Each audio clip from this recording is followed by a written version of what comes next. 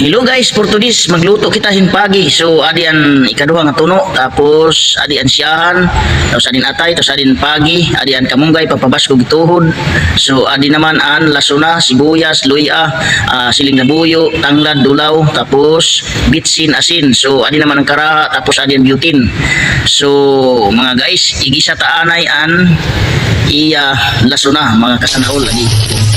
Mag-isa kita pag-try din waray asiti mga kasanaol para makatry liwat kamo kung ano pag-isa waray asiti. So ibutang ka na kaduha na tuno, nagaso-aso pa.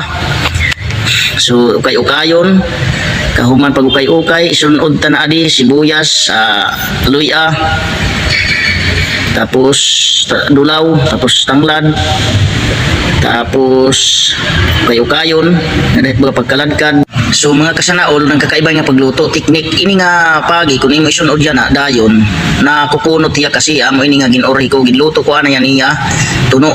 So adi liwat isunod ta naman ani iya liwat siling labuyo para maluto gihapon, tapos bitsin tanganta, tapos kahuman asin, tangantan asin, tapos kahuman naman ini nga asin isunod talo tadi na iya inin tawag ni inin kamunggay pampabasko kan tuhod mga kasanaol kay para baga may nagyap sustansya lawas. So ini nga pagi pwede na niya lunod kay kalagkad naman aniya atok.